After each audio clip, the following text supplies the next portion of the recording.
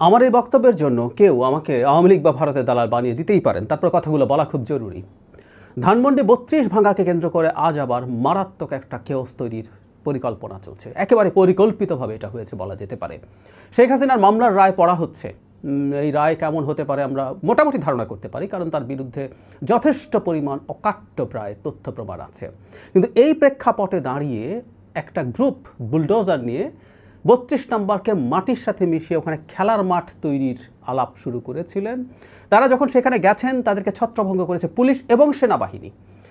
আমি ব্যক্তিগতভাবে মনে করি এটার কোনো প্রয়োজন ছিল না যে তারা যারা ভাঙতে যাচ্ছেন আজ এমনিতেই বাংলাদেশের উপরে সারা পৃথিবীর ফোকাস আছে, এই রায়ের উপরে ফোকাস আছে। এখানে এই ৩২ নম্বর ভাঙতে যাওয়া, কারণ এই ৩২ নম্বর যেভাবে ভাঙতে কেউ যাচ্ছেন, এটা ভাঙা নৈতিকভাবে ঠিক আছে কি বেঠিক আছে ইজ এ ডিফারেন্ট ডিবেট। আমরা ৩২ নম্বরকে আওয়ামী লীগের একটা সিম্বল, আওয়ামী লীগের স্বৈরশাসন, একসময় পর্যন্ত ফ্যাসিবাদ, একসময় পর্যন্ত মাফিয়াতন্ত্রের একটা প্রতীক হিসাবে দেখি। সো এটা নৈতিক ভিত্তি আছে এটাকে ভাঙা নিয়ে চিন্তা করার, কিন্তু এটা একটা বেআইনি কাজ।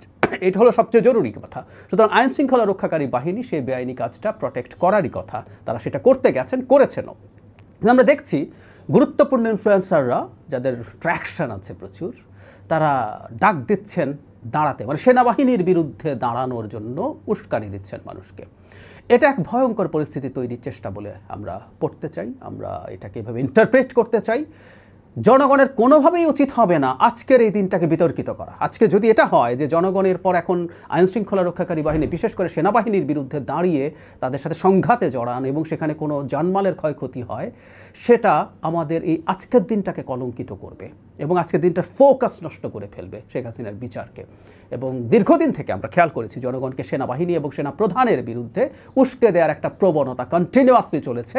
সেটা দফায় দফায় ব্যর্থ হওয়ার পরও তারা আশা ছাড়েননি, যে কোনো ঠুনকো অজুহাতে তারা সেই প্রেক্ষাপটটা জারি রাখতে চান, তৈরি রাখতে চান এবং সেখানে জনগণকে রিয়্যাক্ট করাতে চান। আমরা এটুকু মনে করব ৩২ নম্বরে আজকে যাওয়াটা কোনোভাবেই ঠিক হয় নাই। সেনাবাহিনী এবং পুলিশ মিলে যা করেছেন সেটাই করার কথা। ইনফ্যাক্ট এটা তাদের আইনশৃঙ্খলা রক্ষার দায়িত্ব তাদের। এখন তাদের বিরুদ্ধে যে কোনো উস্কানির ফাঁদে যেন আমরা পা না দিই।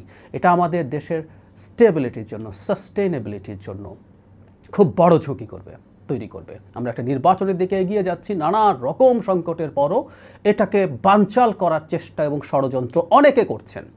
সুতরাং এই ফাঁদে পা দেওয়ার মাধ্যমে আমরা আসলে সেটা করব। যারা শেখ হাসিনা বা আওয়ামী লীগের বিরুদ্ধে বিভৎস রকম প্রতিহিংসা, প্রতিশোধ পরায়ণতা দেখাচ্ছেন, তাদের অন্তরে অনেকের মধ্যেই আসলে এটা কাজ করছে। আওয়ামী লীগের জন্য আমরা ন্যায় বিচার চাইছি, শেখ হাসিনা এবং তার অন্যান্য সাঙ্গপাঙ্গেরও ন্যায় বিচার হবে, সংগঠন হিসাবে আওয়ামী লীগের বিচার হবে, এগুলো আমরা প্রত্যেকটা এক্সপেক্ট করি। কিন্তু আমরা এমন কিছু করব না যেটা আমাদের রাষ্ট্রের স্থিতিশীলতা নষ্ট করে, আন্তর্জাতিকভাবে আমাদেরকে চাপে ফেলে দেয়। সুতরাং আমি তেমন কেউ নই, আমার আহ্বানে তেমন কিছু হবে বলে মনে করি না, অনেক বড় ইম্প্যাক্ট আছে বলে মনে করি না। তারপর আমি চাই আমাদের বিশেষ করে শুভবুদ্ধির যেন উদয় হয়।